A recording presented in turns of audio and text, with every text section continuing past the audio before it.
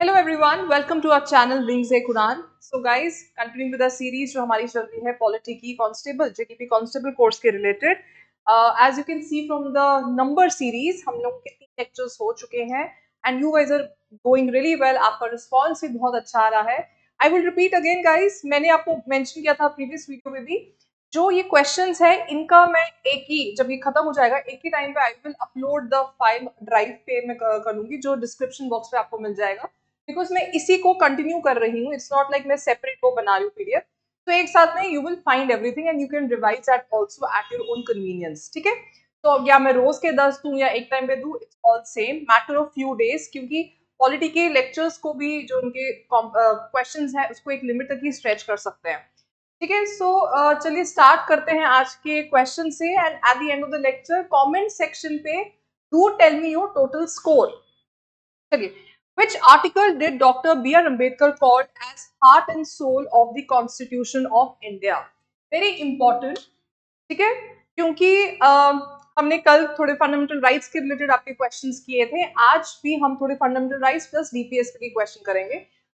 32, 21, 14, 19, 32 is your correct answer. ये constitutional remedies की बात करता है, जहां पे हमने पढ़ा है आपके 5 writs. Okay, so that is why doctor Ambedkar said कि हार्ट एंड सोल है। यहाँ पे आपका क्या रहता है, फंडामेंटल राइट्स तो है हमारे पास। अब राइट होने से तो कुछ होगा नहीं अनटिल एंड अनलेस मैं कल को उसको जस्टिसेबल ना बनूं।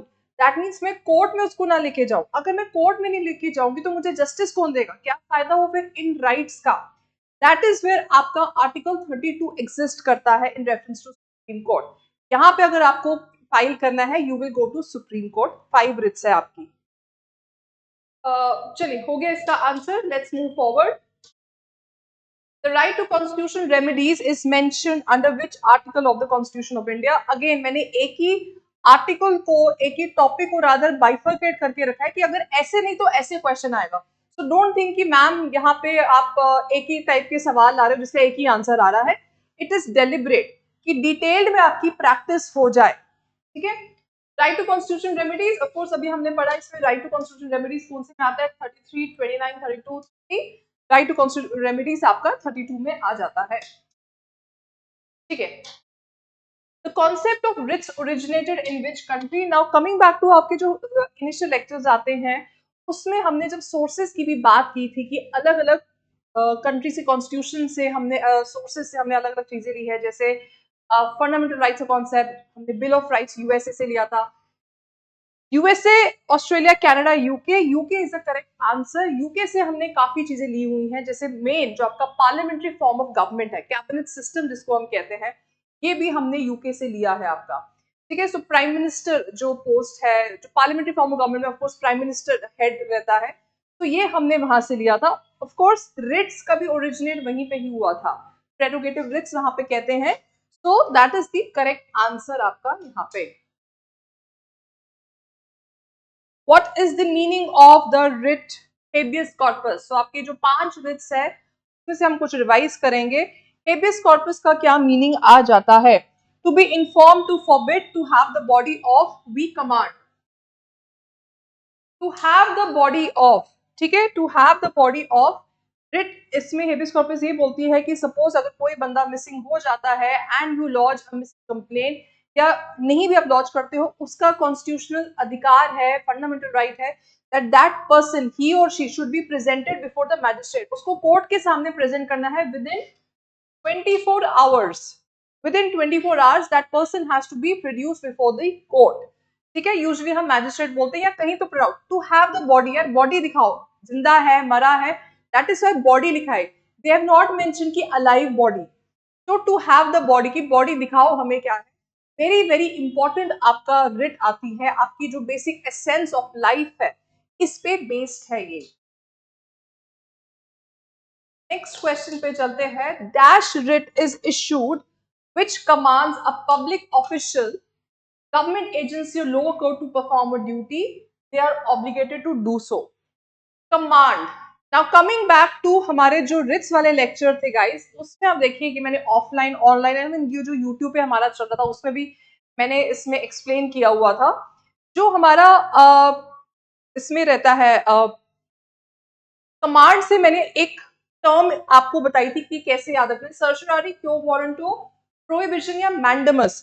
ठीक है, कमांड कौन देता है? मम्मी। तो M for mummy, M for mandamus, ऐसे याद रखोगे तो याद हो जाएगा। ठीक है, तो ये रहा आपका आंसर इसमें। मैंडेमस का ऑफ कोर्स ये बोलता है, डिमांड करता है पब्लिक ऑफिशियल से कि यहाँ पे जो भी उसका काम है, लोअर कोर्ट को बोले, हायर कोर्ट एक लोअर अथॉरिटी को बोलेगा कि भाई जो तेरा काम है डू दैट, कमांड देना। मम्मी क्या देती है? कमांड। ओके, सो ये आ गया आपका आंसर। ऐसे याद करेंगे तो काफी चीजें याद हो जाएंगी। मैंने आपको प्रियम्बल में भी बताया था वो JLNF का। तो मूविंग अहेड गाइस, ये रहा हमारा कांस्टेबल की टेस्ट सीरीज का। वी आर डूइंग, बहुत अच्छा रिस्पांस हमें आ रहा है इसमें, online as well as offline में। ऑनलाइन में वी आर डूइंग, हमें बहुत सारे स्टूडेंट्स कनेक्ट हो रहे हैं, बिकॉज यू नो कि इसमें कितनी पोस्ट निकली हुई है। So as you can see, इसमें we are doing 13 sectional and 5 full length. तो जो सेक्शनल भी है वो भी आपको 100 मार्क्स के मिलेंगे। तो बहुत डिटेल्ड में आपको ये पास ये टेस्ट सीरीज है, ये बहुत बेनिफिट करेगी आपको इस मोमेंट पे, व्हेन वी कैन से कि अब से कुछ हफ्ते ही रह गए। You should just target your test series and revision, nothing more, और कुछ नहीं आपका रहेगा। वीडियो लेक्चर्स देखते रहिए, रिवाइज करते रहिए, जहां कभी आपको देखना you can do that and go ahead with the test series. This will benefit you a lot.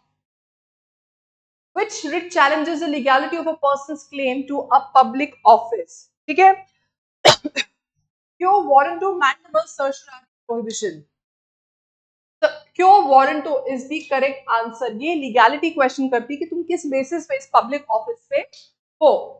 क्यों वारंटो से मैंने आपको बताया था, क्यों से क्यों, कैसे, क। The power of issuing the writ lies with. Very interesting question, ध्यान से पढ़ो, एक्साइटमेंट में आंसर नहीं दे देना कोई ए या बी का। Supreme court of India, sorry high court यहाँ पे आना चाहिए था, high court of the state, required state होना चाहिए। बोथ ए एंड बी या district court, both A and B is the correct answer, क्योंकि यहाँ पे जो आपका हाई, जो हम सुप्रीम कोर्ट में जाते हैं रिट्स के, that is under article 32। High court में जब हम जाते हैं दैट इज आर्टिकल 226। ठीक है, सो दैट इज हाउ ये आपका यहाँ पे चलता है। सेम रिट्स रहती हैं, you can go for the same convenience. And in general कहा भी जाता है, इवन सुप्रीम कोर्ट भी आपसे कहता है कि हमेशा पहले उस कोर्ट में जाना चाहिए जहां पे first you can deal with. Directly आप सुप्रीम कोर्ट में नहीं आ सकते हो हर केस को लेके। So even with your fundamental rights आप डायरेक्टली सुप्रीम कोर्ट में नहीं आ सकते।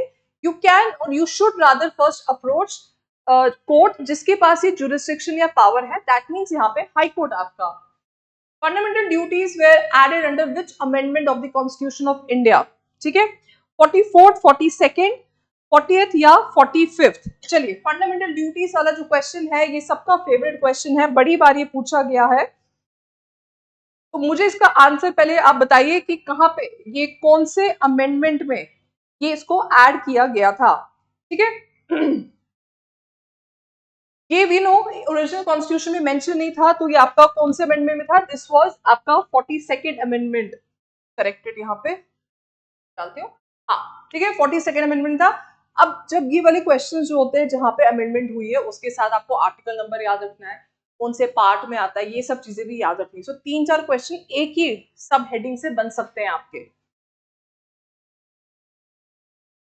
Fundamental duties are mentioned under which part of the constitution of India? 4, 4B, 4A या 5? 4A is the correct answer. ठीक है, 4A में इनको ऐड किया गया था 51A में, वो भी पता होना चाहिए। आर्टिकल नंबर, आपका पार्ट, पार्ट जो है आपकी जो फर्स्ट 4 है ना उन पे बहुत एम्फोसिस किया जाता है। Through which committee were the fundamental duties suggested? Swaran Singh committee, L M Singhvi committee, GVK Rao committee, Balwant Rai Mehta committee. Balwant Rai से का डायलॉग नहीं आना चाहिए याद। इसमें आपका करेक्ट आंसर है स्वर्ण सिंह कमेटी। ये इनिशियल 1970s में ये कमेटी बनी थी एंड इसी के बेसिस पे fundamental duties were then added in the constitution of India. पूछ सकते हैं सवाल, थोड़ा हाई लेवल का है, बट यू शुड रिमेंबर कि स्वर्ण सिंह कमेटी का मेंशन था यहाँ पे। How many fundamental duties are mention in the constitution of India? अब टोटल फंडामेंटल ड्यूटीज आपकी कितनी है? 10, 12, 8, 11। Your answer here is of course 11। ठीक है, फंडामेंटल ड्यूटीज आपकी 11 है।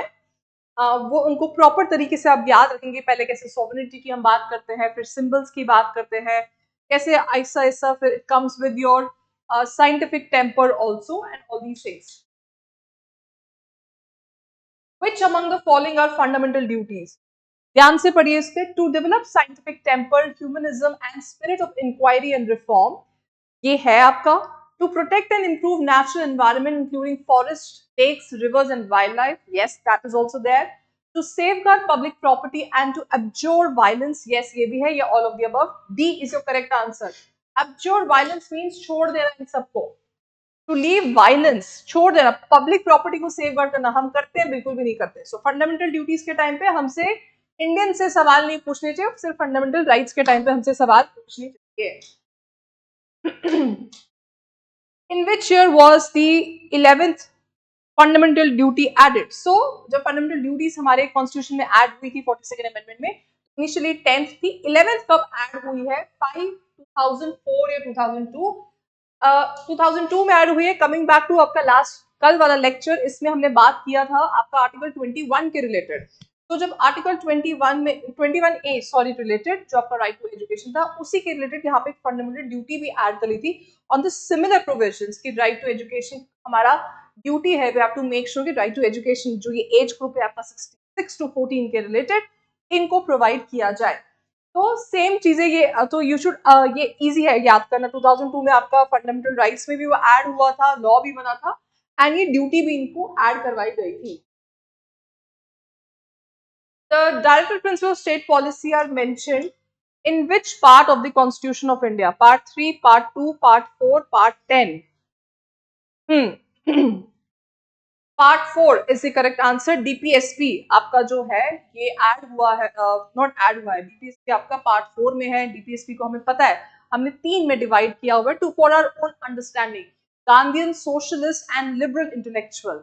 उसी बेसिस पे इन तीनों को हमने बाइफर्केट करके पढ़ा हुआ है. नॉट नेसेसरी हम उसको आर्टिकल वाइज पढ़े, but then that is how we have read it. Which among the following DPSPs are part of Gandhian principles? अब बापू जी के प्रिंसिपल्स के कौन कौन से हैं वो बताओ. Secure, you can pause the video, थोड़ा आराम से पढ़ सकते हो. Secure right to work, education and public assistance in cases of unemployment, etc. Raise level of nutrition and standard of living of people and improve public health. Prohibit the slaughter of cows and calves and other milch-draught animals. Uniform civil code. इसमें आपका correct answer आ जाता है सी.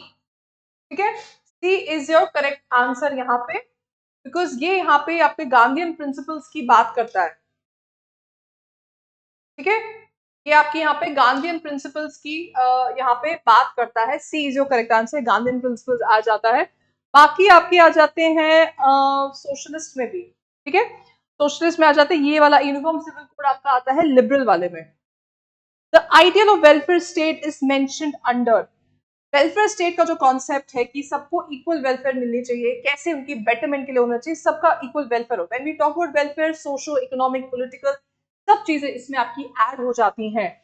Fundamental rights, duties, DPSP, preamble, इसमें आपका correct answer आ जाता है डीपीएसपी. डीपीएसपी का एंटायर लॉजिक वाज कि वेलफेयर स्टेट हम एक कर सके. Of course DPSP are non justiciable. Non justiciable क्या हो जाता है? दैट मीन्स कल को आप नहीं बोल सकते कि सर ये डीपीएसपी मेंशन है, सरकार ने नहीं किया तो आप केस फाइल कर दो.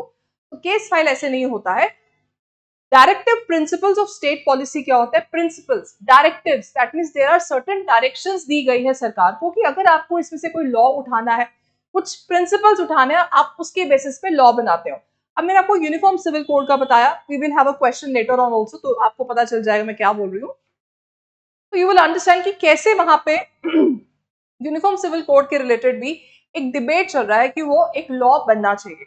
अभी मैंने आपको जो प्रीवियस क्वेश्चन था उसमें बताया था कि स्लॉटर ऑफ काउस के रिलेटेड, जो हम काउ स्लॉटर की बात करते हैं, वो काफी हमारे इंडियन स्टेट्स में उसका लॉ बना है that you can not slaughter a cow. तो इसी हिसाब से अलग अलग जो रिस्पेक्टिव स्टेट गवर्नमेंट है वो इस पे लॉ बना सकती है. ठीक है, पंचायत का जो कॉन्सेप्ट है वो भी आपका डीपीएसपी में मेंशन था, जो आपके one of the Gandhian principles में आता है. सो वहीं से कॉन्सेप्ट लेके फिर हमने पंचायत का कॉन्सेप्ट बनाया. वो बन गया था फिर आपका एक अलग लॉ बन गया था 73rd एंड 74th अमेंडमेंट आपका. ठीक है, ओके, काफी डिटेल में हो गया. Which article of the Constitution of India mentioned uniform civil code? ये मैंने आपको अभी बता दिया था. 44, 45, 46, 47. इसमें आपका करेक्ट आंसर आ जाता है आर्टिकल 44. ठीक है, मैं मार्क कर लेती हूँ. आर्टिकल 44 ह्यूजली डिबेटेबल, बहुत डिबेट में चल रहा है ये आर्टिकल आपका कि यूनिफॉर्म सिविल कोड होना चाहिए. दैट मीन्स सबके लिए सेम लॉज अप्लाई होने चाहिए, नहीं होने चाहिए. सिविल लॉज की हम यहाँ पे बात कर रहे हैं, जैसे मैरिज, एडॉप्शन, मेंटेनेंस वगैरह है, उसके रिलेटेड बात कर रहे हैं. लंबा डिबेट है, डिबेट कभी और बात करेंगे, अभी क्वेश्चन पे फोकस करते हैं. Which among the following are socialist principles of DPSP? ध्यान से पढ़िए.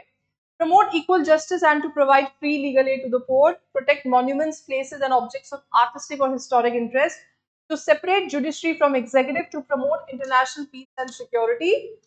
A. ठीक है, सोशलिस्ट प्रिंसिपल्स की जो हम बात करते थे उसमें यही है कि इक्वालिटी, जस्टिस का होना चाहिए, सबको इक्वल ट्रीटमेंट मिलना चाहिए है, सबको वहां पे जो रिसोर्सेज हैं वो उसी हिसाब से मिलने चाहिए. ये सब आपके लिबरल अप्रोच में आ जाते हैं, लिबरल इंटेलेक्चुअल उसमें आ जाते हैं. ठीक है,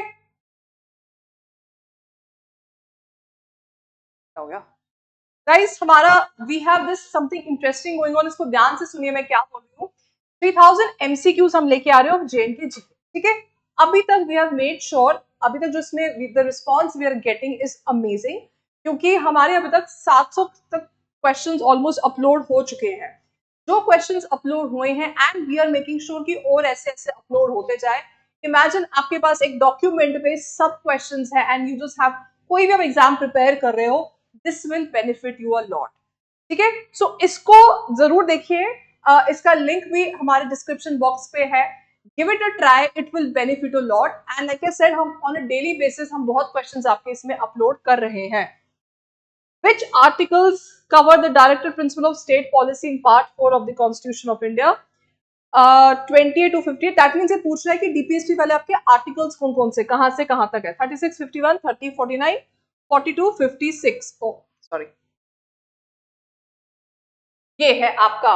ठीक है, क्योंकि ऐसे याद रख सकते हो 51 से 51 ए क्या है हमारा, फंडामेंटल ड्यूटीज. तो जैसे ये खत्म होता है वहां से फंडामेंटल ड्यूटीज हमारा शुरू हो जाता है. ट्रिक ढूंढते रहो, ट्रिक ढूंढते रहो. The purpose, last question, the purpose of DPSP in the Indian Constitution is to provide social democracy, political democracy, Gandhian democracy, social and economic democracy. ध्यान से पढ़िए, इसमें आपका आ जाता है सोशल एंड इकोनॉमिक डेमोक्रेसी की हम बात कर रहे हैं. ठीक है, जब हम सोशल एंड इकोनॉमिक पर्सपेक्टिव से लोगों को अपलिफ्ट करेंगे, of course that becomes a very essential part of our democracy, for the people by the people. जब तक हम लोगों के हक के लिए नहीं करेंगे तो कैसी डेमोक्रेसी हुई हमारी. To understand the question properly. ठीक है, आज के लिए इतना रखते हैं, कल और करेंगे. Keep on watching and sharing the video. Thank you for all your support and we will be back with more such lecture series also. Bye bye.